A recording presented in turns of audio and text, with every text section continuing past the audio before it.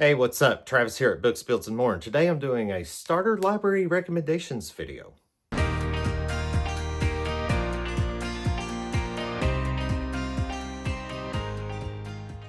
This is actually a response into a video made by Mike over at Bibliophile Bookscape, where he did a starter library recommendation video where the idea was to take 10 to 20 books off of our bookshelf and pretend like he's a new reader or something, go to his house and say, okay, these are the 10 or to 20 books off of my bookshelf that I would recommend you if you wanted to start a library. But I'm a normal book pusher anyway, so I'm going to pretend anybody is new and I'm just going to start recommending things. So I guess my first piece of starter library advice would be start with classics. Any good library will have a few classics on it, and I've got quite a few here to recommend. Like, for example, Animal Farm by George Orwell. Very good one. I need to read 1984. That's supposed to be one of his best novels, if not the best novel. I need to get that one myself, actually. Here is a Jules Verne, Around the World in 80 Days. Very good read. Loved that one. And here's here's a couple, actually. Robert Louis Stevenson's. You have Treasure Island and The Strange Case of Dr. Jekyll and Mr. Hyde. Both very good books. Ooh, here's a two-for-oneer. Jack London, Call of the Wild and White Fang, although I'm way more partial actually, to Call of the Wild. You also have The War of the Worlds by H.G. Wells, probably my favorite science fiction story of all time, probably especially for the era in which this was published.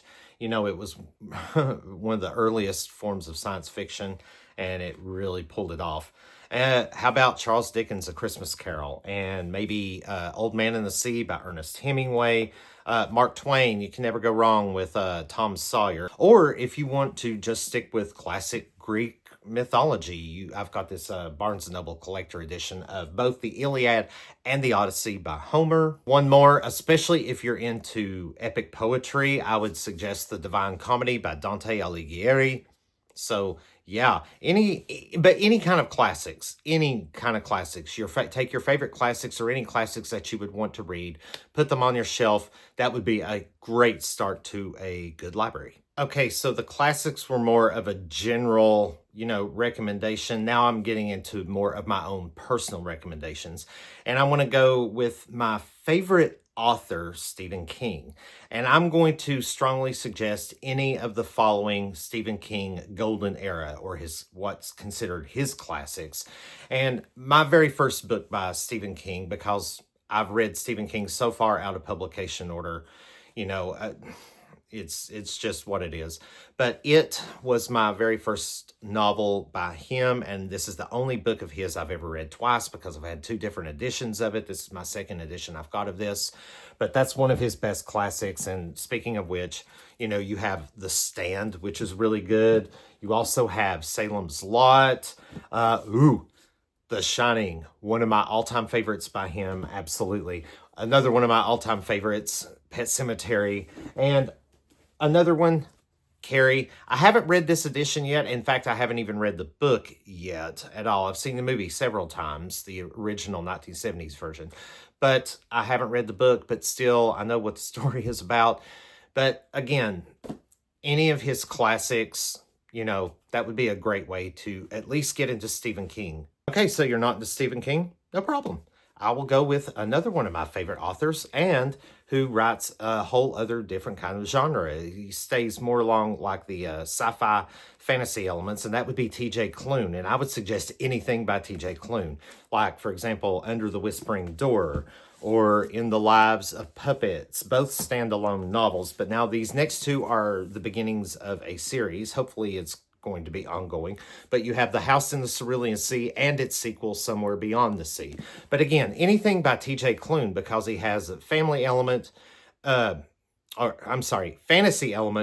he writes found family and friendship stories extremely well. He's got a great sense of humor, and his stories the endings just leave you coming away with a feeling of just a really great feeling. Not a fantasy lover either. How about S.A. Cosby? I've only read 2 books by him, but this is an author I definitely want to follow along. I've read Razorblade Tears and All the Sinners Bleed. absolutely phenomenal writing, great stories. These would definitely be starters for if you want something that's thriller, but a lot more crime related. That feels very real. Okay, so maybe you do like fantasy after all. Would you like to go with an epic fantasy? How about Mark Lawrence's Library trilogy, starting with The Book That Wouldn't Burn, followed by The Book That Broke the World, ending with the epic The Book That Held Her Heart? Just for starters, I need to get some more of his works as well. This is the first trilogy I've ever read from him. He does a lot of trilogies, got quite a few works out there. I need to get those, but these would be great fantasy starters. It's a unique kind of fantasy, this series is. So yeah, I would highly recommend starting with something like this. Looking for a good cozy mystery? I got you covered with Richard Osman's Thirsty Murder Club series, starting with the first book, The Thirsty Murder Club, followed by The Man Who Died Twice. After that, you've got The Bullet That Missed, then the epic The Last Devil to Die. Oh god, phenomenal book. And then his most recent one, the fifth book in the series, The Impossible Fortune. Very good cozy mystery series. How about a little horror from a very, very talented horror author, Judith Sonnet, and I suggest anything by her.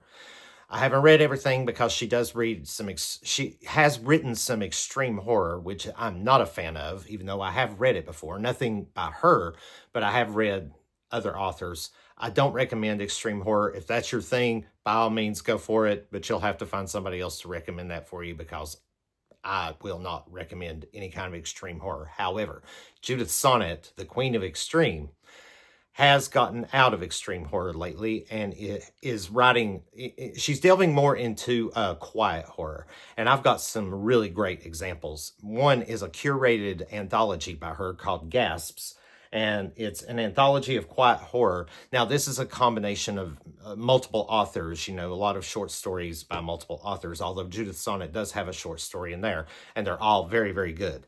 But some of her greatest books are like the Shriekarama Spook Show Experience and the Summer Never Ends, and I believe there's a sequel to that one. You've also got The Vanishing Barker, one of her most recent releases, as well as another kind of read by her, Our Sarnath, which is like a horror fairy tale. It's kind of got fantasy elements in it as well as horror and supernatural stuff in it. It's a mixture. It's a little mixture of everything. But yeah, anything by Judith Sonnet, would be a great start if you want to try delving into some really good horror. But of course, you want to mix it up a little bit, or at least I would like to mix it up. But I would suggest just a few other kinds of different things. I have a contemporary fiction here. It's a bit of a drama called The Music of Bees by Eileen Garvin. It's the story about these three people that form this kind of unorthodox friendship, but it works. And they all have to overcome their own personal demons. It's a really, really great little drama story, small town drama kind of deal.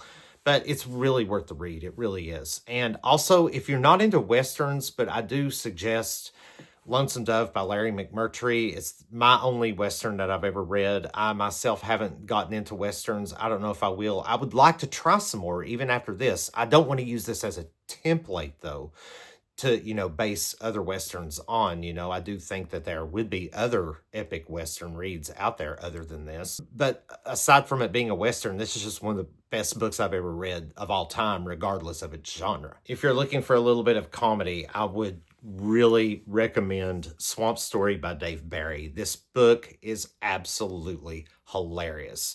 Depending on your level of humor, though, this book is full of that kind of really sarcastic humor, but it works really well. It's got a lot of slapstick in it, but it works really well too. If that's not your kind of thing, then I don't know if you would enjoy this book, but it is about these criminals who are looking for this rumored buried treasure out in the Florida Everglades.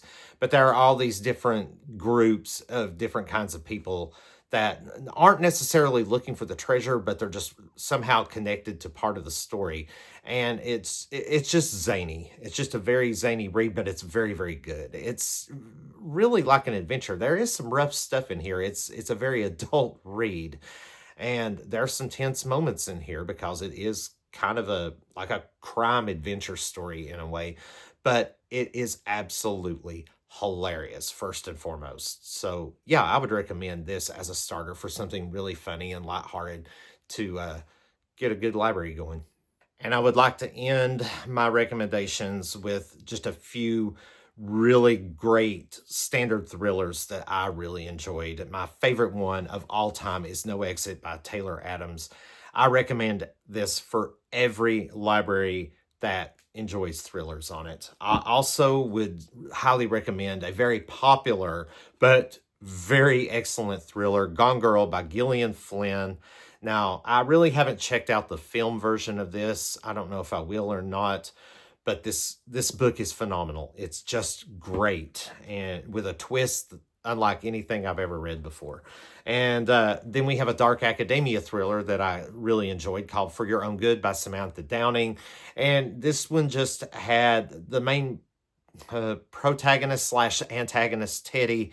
He is a character whose perspective was really interesting, really fun to follow along throughout the majority of this book. And then I've got this one called The One by John Mars, also a very popular thriller, but very, very good. And it follows 5 different stories based around, you know, particular people, of course, in each story, but each story has multiple characters in it that are all pretty crucial to their plots. But it's all based on the same concept. They live in a society where you can take a DNA test that determines who your perfect match is in life, your perfect romantic partner. And the results are varied, and they're very unique and quite interesting. And most of the stories in here end quite unexpectedly. So anyway, yeah, those are my recommendations. Okay, so I strongly exceeded the 10 to 20 book limit required for this recommendation video. What can I say? I'm a book pusher, like I said at the beginning of this video. However, in all honesty, if I were to tell someone, a new reader, to start a library, every single one of those books would be truly and honestly my recommendations for it. This was a really cool idea for a video, and I want to thank Mike over at Bibliophile Bookscape for creating it and coming up with it, because not only for new readers, this would be a good way to get recommendations even from veteran readers, or for veteran readers, you know, that we could get some really good recommendations from others. So I hope others do responses to this type of video. And I know I got a couple of recommendations off Mike's video alone, you know, and I've been a reader just about my whole life. And I hope I've given you some decent recommendations. If you've not heard of any of these books before, or if you had heard of them before, let me know either way. I do want to thank you so much for watching this video, if you've stuck with me for this long, and I hope to see you in the next one.